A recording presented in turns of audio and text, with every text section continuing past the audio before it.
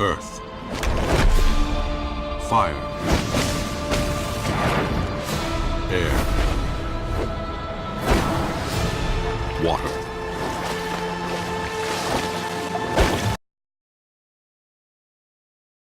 Hello, and welcome to a story-themed commander deck build. For those unaware, we are going to build a story-themed commander around stories in popular or classical fiction, including Star Wars, Lord of the Rings, Harry Potter, and the Odyssey. These deck techs are divided into several parts. First part is selecting your commander. The second part is representing the story.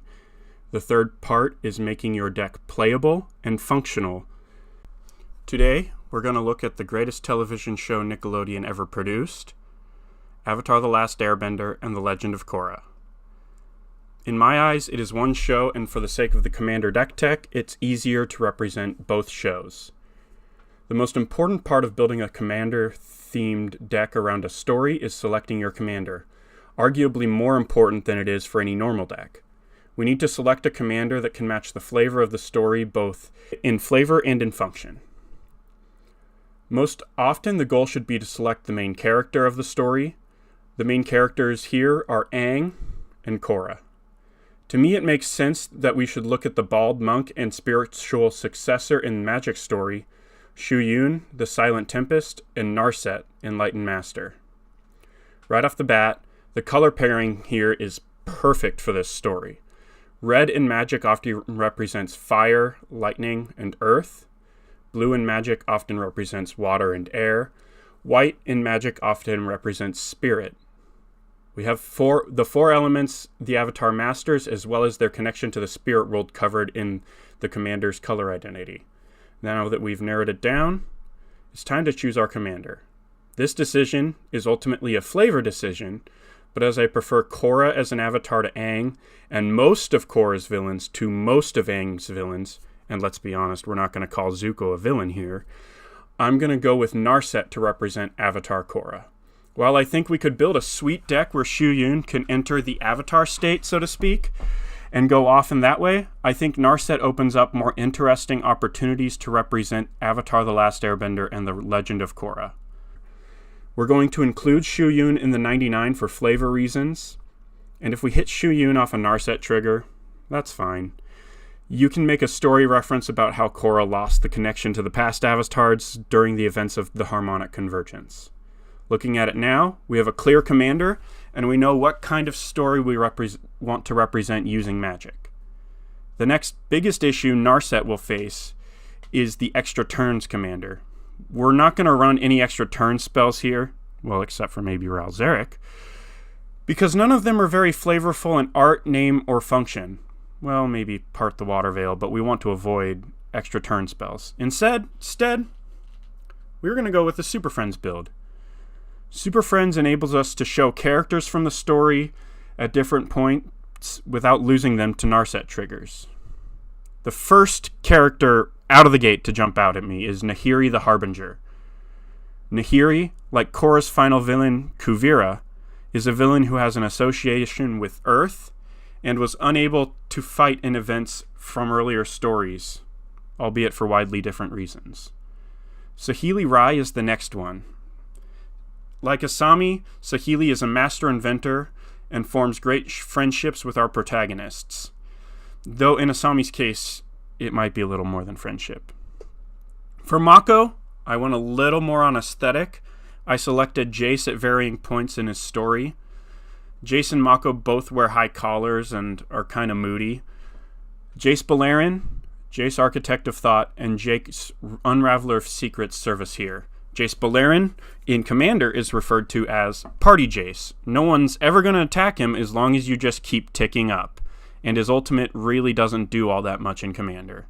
Jace Architect of Thought gives us a factor fiction, which is great, as well as some protection for our planeswalkers, and Jace Unraveler of Secrets gives us an opt effect every turn. For Bolin, I chose Gideon. Both big, burly boys who forge on regardless of how rough things get, though Bolin is a lot more endearing than Gideon, in my opinion.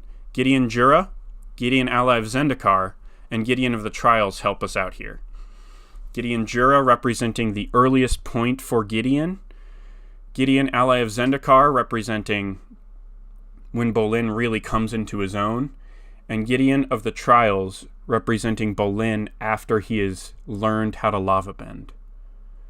Chandra, Torch of Defiance, and Jaya Ballard to me just scream Firebender. Even if it's just a generic one, this is a great way to represent Firebenders, obviously. Alright. My favorite character in any fiction. Crown Prince of the Fire Nation.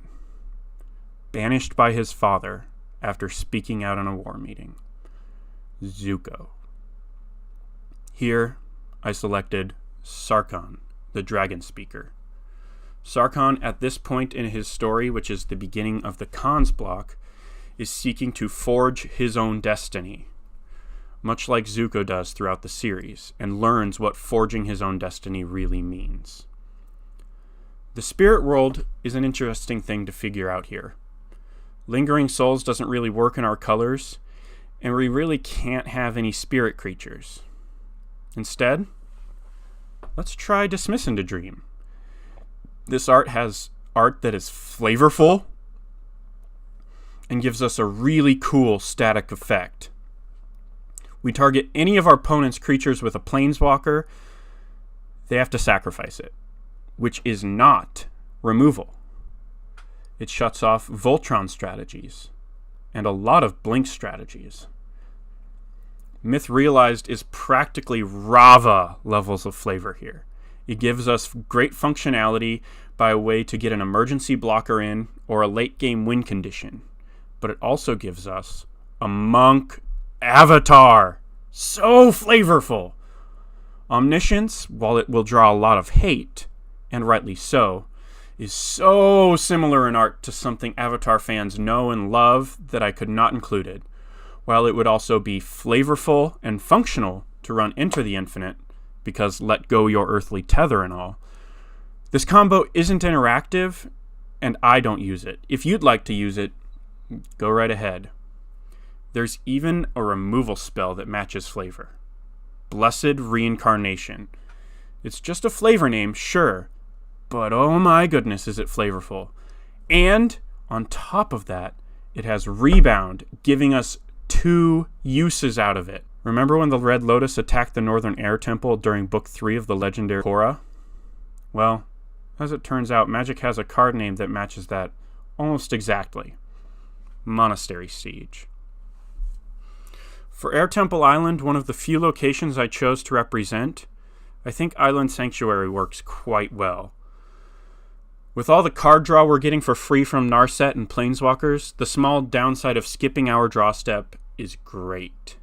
Quiet Contemplation, just too flavorful to not include. Alright, now it's time to talk about function. If we're going to be flooding the board with Planeswalkers, we could use a few of the Gatewatch Oaths. In particular, Oath of Jace, which gives us some card selection, and Oath of Teferi, which gives us multiple activations of our Planeswalkers. Elspeth, Knight Errant, Elspeth, Sun's Champion, Ajani Vengeant, and Ral Zarek work more in function. Ral Zarek and Ajani can both ice, tap things, maybe ramp us. Ral Zarek also has an incidental lightning bolt effect, and Ajani can freeze things as well as lightning helix. We don't really worry about their ultimates too much, though if we can ult a Ral Zarek, it's super fun. The Elspeths give us blockers as well as some board wipes. We're not super worried about creatures, so that is great. The only other creature in this deck is Gisela, Blade of Gold Knight. She is included here because she reduces the incoming damage to our walkers, but makes the win so much easier for us as opponents want to attack into each other, as well as doubling our damage. The last, less standard bit of function is Day's Undoing. A Time Twister effect for a lot cheaper than Time Twister. It's a great idea to change up your opponent's plan, especially if they have any graveyard synergies, even if it means ending your turn. And there you have it. A Legend of Korra themed Narset commander deck.